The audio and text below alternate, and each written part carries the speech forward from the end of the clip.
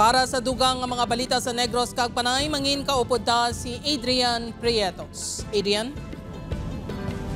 Jerth, maraming ginasalamat makapuso anom ka tripulante sang barko nga naglugdang sa baybayon sakop sang Sibuyan, Romblon na rescue sa mga taga Cadiz City. Diyan balita nga itong gintutukan. Halin sa port sang Gihulngan, Negros Oriental ang barko nga LCT San Juan Bautista nga mapadulong kuntani sa Navotas, Metro Manila. Apang pag-abot na sa baybayon, sakop sang Sibuyan, Romblon, natukiban sang pila ka mga crew nga amat na ang inasunod sang tubig ang ila barko.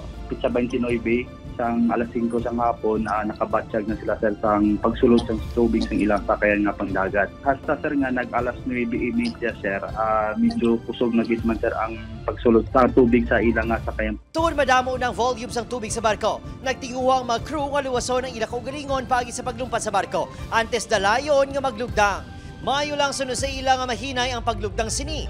Natubuan nga nakalabay sa lugar ang isa ka fishing vessel kag mga manugpang isda nga taga Cadiz City, Negros Occidental. Gilayon nga ilagid pahibalo ang katapos ng Coast Guard sa sitwasyon sa dinggin kasang rescue operation upod ang mga manugpang isda. Gindala sa Cadiz City Port ang magin-rescue nga crew nga sa Day Ireneo Pacheco, 59 anyos, Rodrigo Avenconzado, 50 anyos, Rodrigo Ramirez, 67 anyos, Archel Viania, 35 anyos, Angelito Lee, 46 anyos, kag Junet Chitopia, 40 anyos. After checking, some of them has high blood pressure.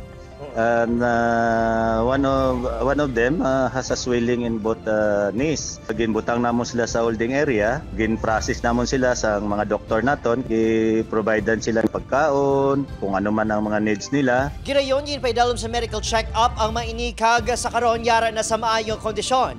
Nagbiyahe na ang mga inipabalik sa Metro Manila. Samtang, apisar may karga 2,500 liters ng diesel fuel ang naglugdang nga barko. Ginpahayag sa Coast Guard Station Romblon nga wala sa nakitaan nga oil spill base sa ginhimo nga aerial inspection. Opod, Kiril Casillo, Adrian Prietos, 1 Western Visayas.